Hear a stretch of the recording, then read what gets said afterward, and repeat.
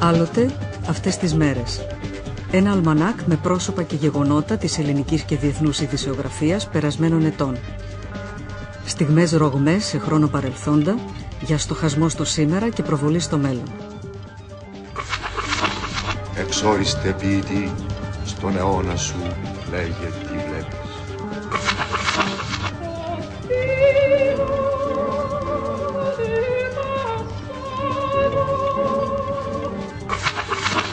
Θα ήθελα αυτή τη μνήμη να την πω.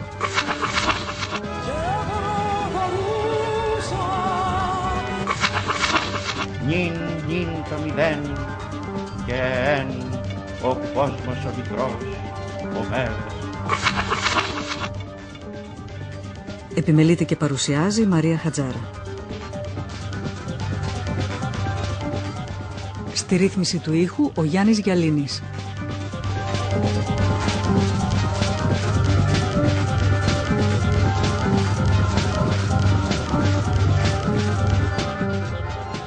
Φίλες και φίλοι ακροατές του τρίτου προγράμματος της ελληνικής ραδιοφωνίας, καλησπέρα σας. Ελλάδα και κόσμος από τον 4ο αιώνα έως τον 20ο θα απασχολήσουν τη σημερινή μας εκπομπή.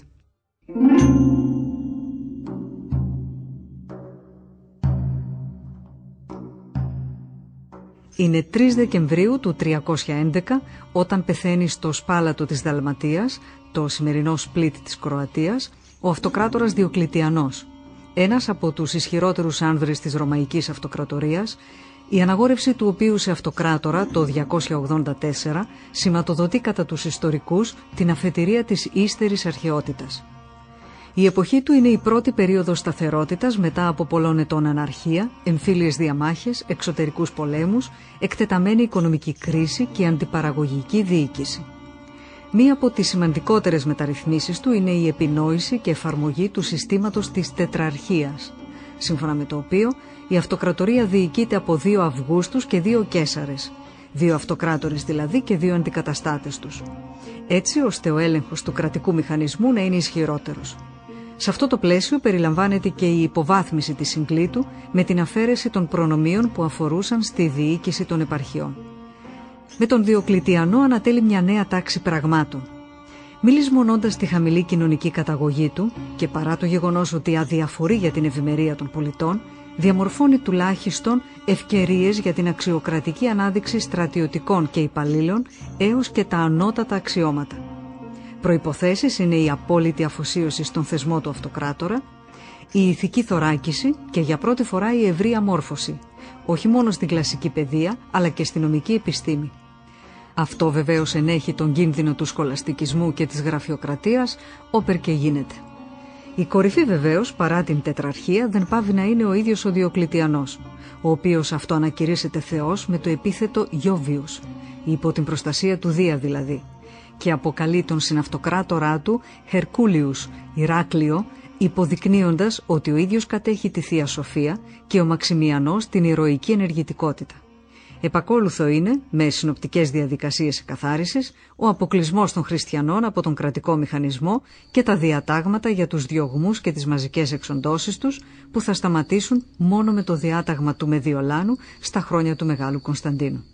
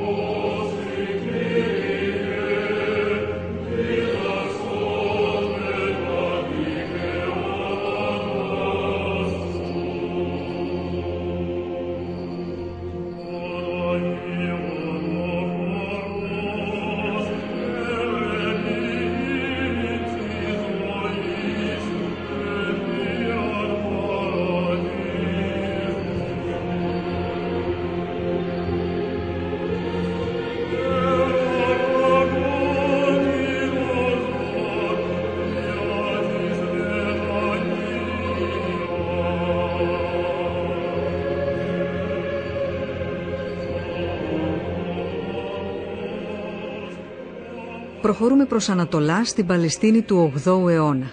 Είναι 4 Δεκεμβρίου του 749 και οι μοναχοί του Αγίου Σάβα κείδονται της αποδημίας του Ιωάννη του Δαμασκηνού, ενός από τους μεγαλύτερους θεολόγους και υμνογράφους της Ορθόδοξης Εκκλησίας.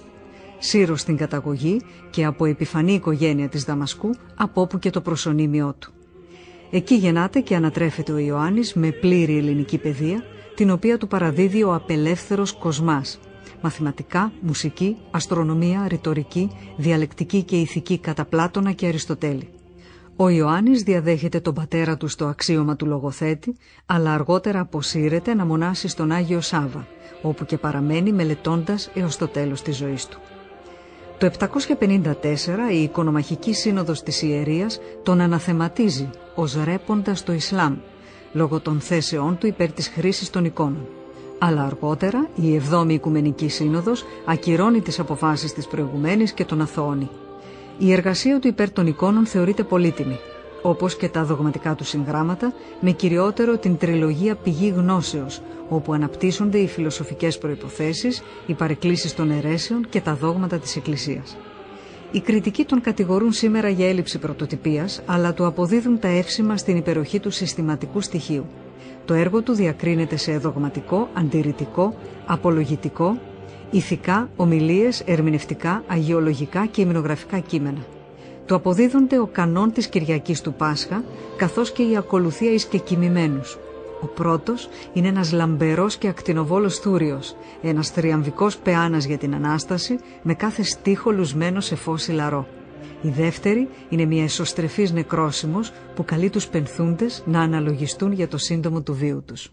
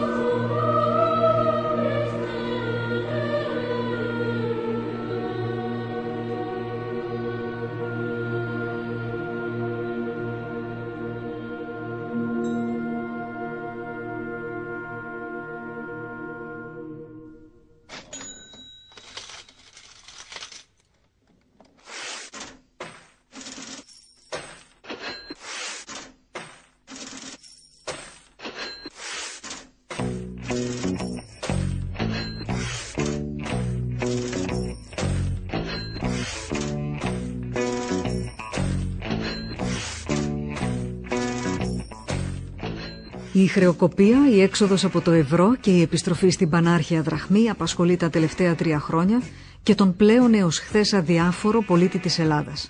Ενώ αντίστοιχες σκέψεις απέφχονται οι Ιρλανδοί, Πορτογάλοι, Ιταλοί και Ισπανοί που βρίσκονται σε επίσης δύσκολη θέση τον τελευταίο καιρό. Προς ώρας φαίνεται το θέμα να μην απασχολεί καθόλου Γερμανούς και Γάλλους, τους ισχυρούς δηλαδή της Ευρωζώνης. Πάμε ωστόσο πίσω στον 14ο αιώνα να δούμε την απαρχή της ιστορίας του εθνικού νομίσματος της Γαλλίας. Είναι 5 Δεκεμβρίου του 1360 όταν γίνεται η κοπή του πρώτου γαλλικού φράγκου. Πρόκειται για χρυσό νόμισμα που εκδίδεται για την καταβολή λίτρων προς απελευθέρωση του βασιλέως Ιωάννη του Καλού, εχμαλώτου των Άγγλων. Στη μία του όψη φέρει τη λατινική επιγραφή Johannes de Gratia Francorum Rex, Ιωάννης, ελαίου Θεού των Φράγκων βασιλεύς, και στη δεύτερη όψη του απεικόνιση του Ιωάννη Έφυπου. Τον 17ο αιώνα πάβει η κοπή του χρυσού φράγκου, αλλά η ονομασία μεταβιβάζεται σε νέο μέσο συναλλαγής, τη λίβρα της Tour, και αυτό χρυσό νόμισμα υποδιαιρούμενο σε 20 σολδία. Το 1795 η νέα τάξη πραγμάτων που έχει καθιερώσει η Γαλλική Επανάσταση επαναπροσδιορίζει συμβολικά το νομισματικό σύστημα και εισάγει νέο νόμισμα, αργυρό αυτή τη φορά πεντόφραγκο. Στην Ναπολεόντια περίοδο εκδίδονται και τα Ναπολεόνια, χρυσά νομίσματα αξίας 20 φράγκων, αλλά η λίβρα της Tour εξακολουθεί να κυκλοφορεί έως το 1834. Αργότερα το φράγκο υιοθετείται και από άλλες χώρες όπως την Ελβετία, το Βέλγιο, το Λουξεμβούργο, το Μονακό και το Λίχτενστάιν, καθώς επίσης τις γαλλικές και βελγικές κτήσεις. Τον Ιανουάριο του 2002 όλα τα νομίσματα και χαρτονομίσματα του φράγκου αποσύρονται και το ευρώ εισβάλλει ορμητικά στη γαλλική αγορά.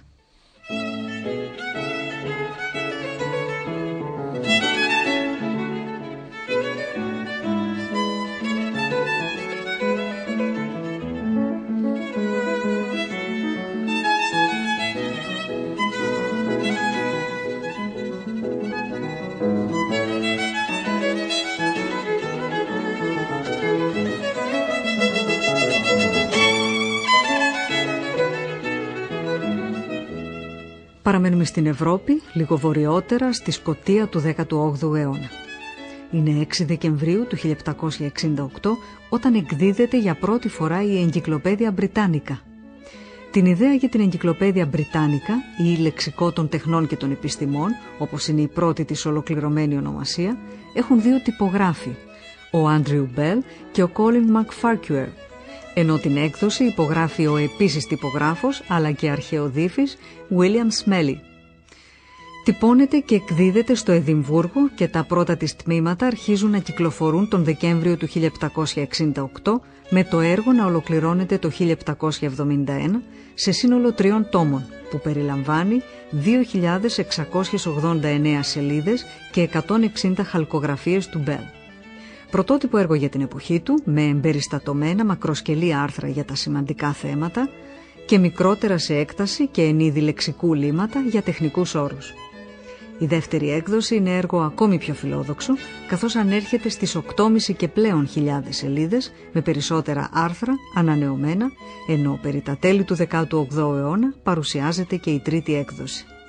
Έως την τελευταία, τη 15η, το 1974, η Εγκυκλοπαίδεια θα αλλάξει αρκετές φορές χέρια εκδότη για να καταλήξει στον Warren Price, που αναλαμβάνει ένα κόστος της τάξεως των $32 εκατομμυρίων, πρωτοφανή επένδυση στο χώρο των εκδόσεων έως τότε. Στον χώρο της σύνταξης βεβαίως έχουν εισέλθει στο μεταξύ περισσότεροι από 4.000 συνεργάτες συγγραφείς από 100 και πλέον χώρες. Μια μεγάλη αναθεώρηση γίνεται το 1985, ενώ στις αρχές του 1990 αρχίζει και η ηλεκτρονική μορφή σε ψηφιακό δίσκο CD-ROM, ενώ το 1999 εκδίδεται για πρώτη φορά σε DVD.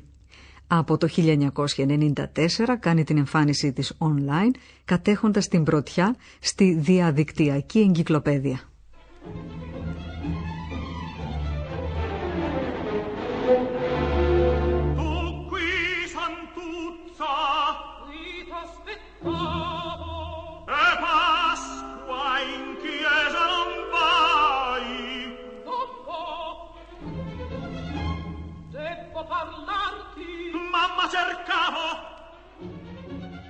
Πάμε στην Ιταλία τώρα, στο Λιβόρνο της Τοσκάνης. Είναι 7 Δεκεμβρίου του 1863 όταν έρχεται στη ζωή ένας από τους σημαντικότερους εκπροσώπους του Ιταλικού βερισμού, ο Πιέτρο Μασκάνι. Σε ηλικία 13 ετών αρχίζει τις μουσικές σπουδές του με τον Αλφρέντο Σοφρεντίνη, ιδρυτή του Μουσικού Ινστιτούτου της γενέτειράς του, και από εκεί προχωρεί σε ανώτερες σπουδές στο Κονσερβατόριο του Μιλάνου. Αρχίζει τη σταδιοδρομία του ως διευθυντής μικρών θεάτρων, αλλά η σύνθεση της πρώτης του όπερας, της πασίγνωστης Καβαλερία Ρουστικάνα, αγροτικό ή χωριάτικο υποτισμό θα τη μεταφέραμε στα ελληνικά, σημειώνει μεγάλη επιτυχία και τον καθιερώνει ως συνθέτη. Ωστόσο, σήμερα χαρακτηρίζεται ως συνθέτης της μιας όπερας, καθώς όλες οι επόμενες όπερές του, περί τις 15 στον αριθμό, δεν γνωρίζουν την επιτυχία της πρώτης και αργά εξαφανίζονται από το ρεπερτόριο των λυρικών θεάτρων. Η Καβαλερία όμως, τυπικό μελόδραμα ως προς τη θεματική της, παραμένει πάντα ψηλά στις προτιμήσεις κοινού και εκτελεστών. Τα βασικά πρόσωπα είναι ο Τουρίντου, νεαρός χωρικός που επιστρέφοντας από τον στρατό βρίσκει την κοπέλα του Λόλα παντρεμένη με τον Άλφιο και αποφασίζει να αραβωνιαστεί τη Σαντούτσα. Ωστόσο συνεχίζει να ερωτοτροπεί με τη Λόλα, πράγμα που αντιλαμβάνεται η Σαντούτσα, η οποία σε μια ίστατη προσπάθεια να κρατήσει τον αγαπημένο της, τον παρακαλεί να δώσει τέλος στην παράνομη σχέση του. Έξαλλος εκείνος την απορρίπτει και εκείνη ενημερώνει τον απατημένο Άλφιο. Ο κώδικας τιμής του σικελικού χωριού απαιτεί μονομαχία των δύο ανδρών, όπου ο Τουρίντου σκοτώνεται. Σκηνές πλήθους, διάλογοι και τραγούδια εναλλάσσονται αδιάλειπτα και ένα ορχιστρικό ιντερλούδιο κορυφώνει την ένταση πριν από το τραγικό τέλος του πρωταγωνιστή. Η μουσική περιγράφει προγραμματικά το περιβάλλον και τις καταστάσεις, η μελωδία είναι απλή και λαϊκότροπη με σιτσιλιάνικα θέματα και ο Μασκάνι παρουσιάζει με ακραίο ρεαλισμό το τέλος του Τουρίντου.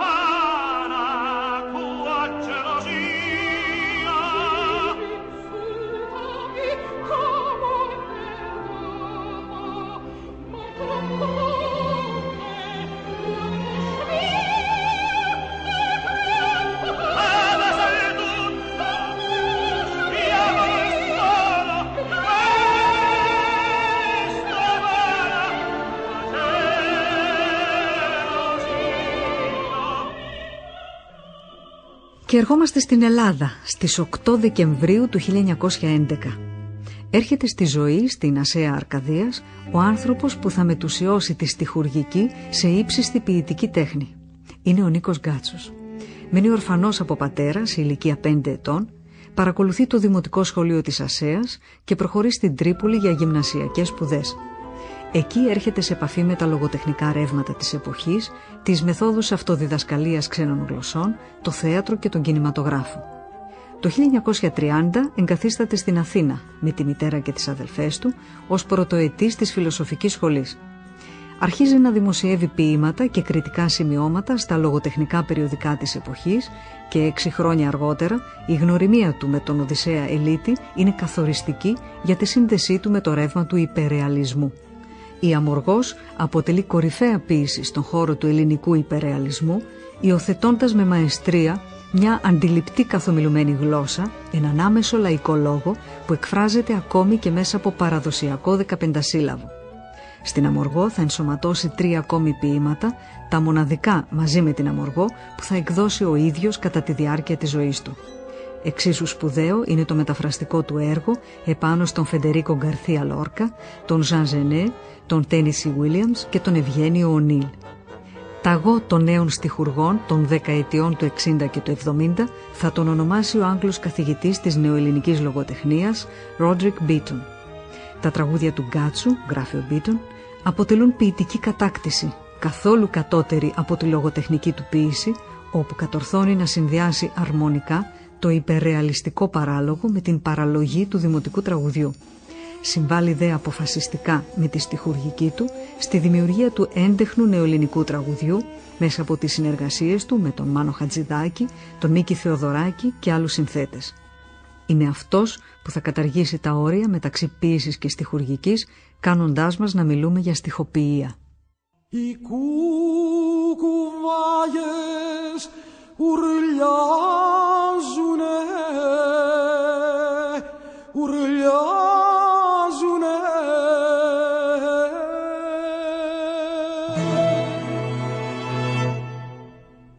Οι κουκουβάγες ουρλιάζουνε, ουρλιάζουνε.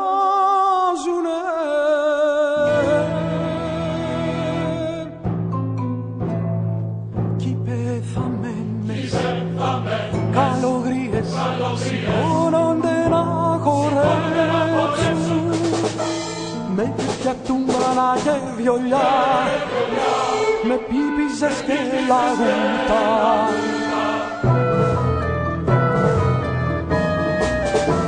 Με φλαμπουρά και με θυμιατά, με βοτάνα και μαγνάδια,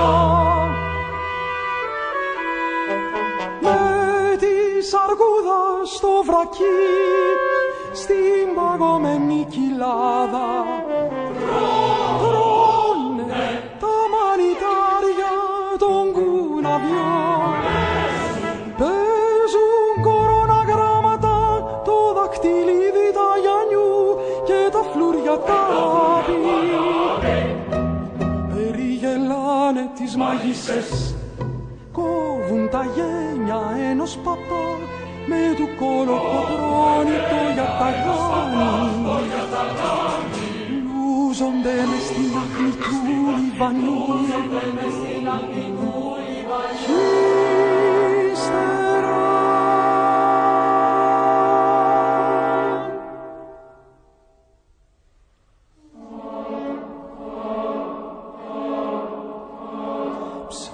ψένοντας αργά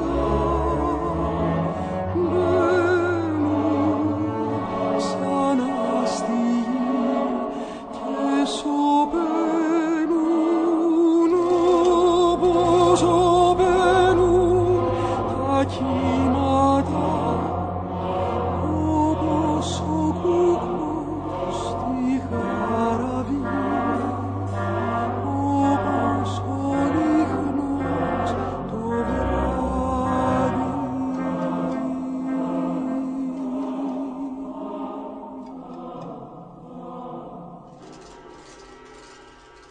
Και θα περάσουμε στην άλλη άκρη του Ατλαντικού για να ολοκληρώσουμε τη σημερινή μας εκπομπή. Είναι 9 Δεκεμβρίου του 1967 και ο Jim Morrison, ψυχή των Doors, δίνει συναυλία με το συγκρότημά του. Οι συναυλίες του Morrison δεν είναι ό,τι πιο συμβατικό μπορεί κανείς να φανταστεί. Δεν τραγουδά απλώς. Συνήθως έχει πιει αρκετά πριν βγει στη σκηνή, συνδυάζοντας το ποτό με ψυχοτρόπες ουσίες που τον μεταφέρουν σε άλλη διάσταση, αφήνοντας του στενά περιθώρια για επαφή με την πραγματικότητα. Απαγγέλει ποίηματά του, σχολιάζει πρόσωπα και πράγματα και αυτά σε μια απεγνωσμένη προσπάθεια επικοινωνίας. Is everybody in?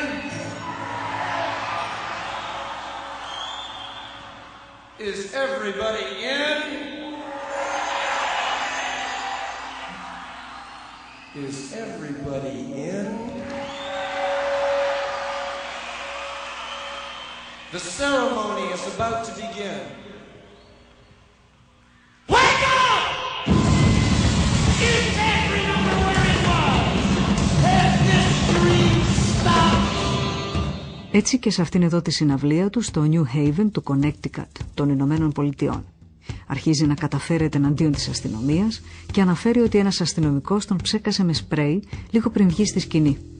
Πιθανό να είναι αλήθεια το γεγονός, διότι μετά από λίγο περισσότεροι αστυνομικοί ανεβαίνουν στο πάλκο και του περνούν χειροπέδες, διακόπτοντας τη συναυλία εν μέσω θυελλωδών διαμαρτυριών του πλήθους. Η επίσημη κατηγορία θα είναι ότι ο Τζίμι διασάλευσε την τάξη, υποκινώντας το κοινό σε εξέγερση με την αναφορά του στο εν λόγω περιστατικό. Ούτως ή άλλως πρόκειται για ένα ιδιόρυθμο ποιητή και ερμηνευτή, ένα ψυχεδελικό πλάσμα, ψυχή των Doors, που καίει τη ζωή του μέσα από την τέχνη του και την τέχνη του μέσα από τη ζωή του. Τόσο ερμητικά συνδεδεμένες οι δύο, που γίνεται ένας μεταχρονολογημένος καταραμένος ποιητής. Ένας ρεμπό του καιρού του, που εκφράζει παραλυρηματικά τις παραισθήσεις του.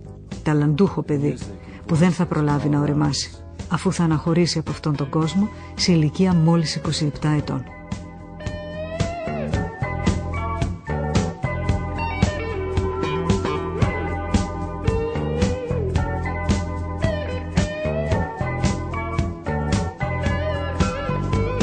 Choose, they croon, the ancient ones, the time has come again. Choose now, they croon, beneath the moon, beside an ancient lake. Enter again the sweet forest, enter the hot dream, come with us. Everything is broken up and dances. Στη σημερινή εκπομπή ακούστηκαν Συμφωνιάτσι από το άλμπουμ Ancient Roman Music του group Synolia, Ευλογητός η Κύριε και Επία του Βίου η Τρυφή από το Requiem του Μίκη Θεοδωράκη επάνω στο έργο του Ιωάννη Δαμασκηνού Ακολουθία εις και κοιμημένους, Money από το άλμπουμ The Dark Side of the Moon των Pink Floyd, Allegro από τη σονάτα σε λα μίζωνα για βιολί και πιάνο του Georg Friedrich Händel, το ντουέτο του Κουί Σαντούτσα από την όπερα Καβαλερία Ρουστικάνα του Πιέτρο Μασκάνη με την Μαρία Κάλλας και τον Τζουζέπε Ντι Στέφανο, η εισαγωγή και το τραγούδι «Οι κουκουβάγοι σουρλιάζουνε» με τη Μαρία Φαραντούρη από την Αμοργό του Νίκου Γκάτσου σε μελοποίηση του Μάνου Χατζηδάκη, Awake και The Ghost Song από το άλμπουμ An American Prayer του Jim Morrison. Indians scattered on dawn's highway bleeding, ghosts crowd the young child's fragile eggshell mind. Στο σημείο αυτό ανανεώνουμε το ραντεβού μας για την επόμενη Παρασκευή, όπως πάντα στις 10 το βράδυ, και σας ευχόμαστε καλό Σαββατοκύριακο.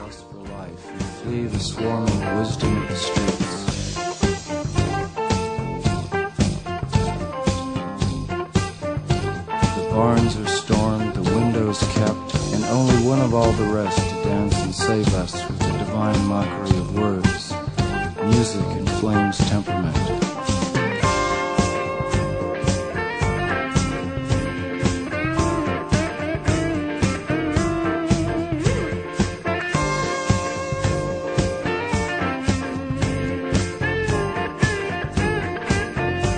Great Creator of being, grant us one more hour to perform our art and perfect our lives.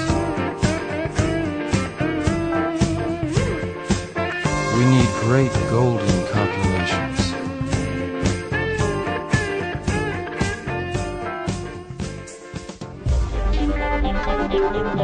Άλλοτε αυτές τις μέρες. Ένα αλμανάκ με πρόσωπα και γεγονότα της ελληνικής και διεθνούς ειδησιογραφίας περασμένων ετών. Στιγμές ρογμές σε χρόνο παρελθόντα, για στοχασμό στο σήμερα και προβολή στο μέλλον. Εξόριστε ποιητή, στον αιώνα σου λέγε τι βλέπεις.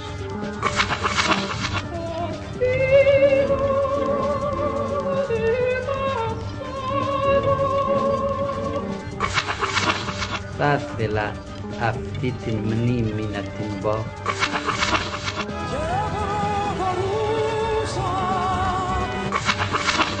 Νυν το μηδέν και εν ο κόσμος ο μικρός, ο μέρος. Επιμελείται και παρουσιάζει η Μαρία Χατζάρα. Στη ρύθμιση του ήχου ο Γιάννης Γιαλίνης.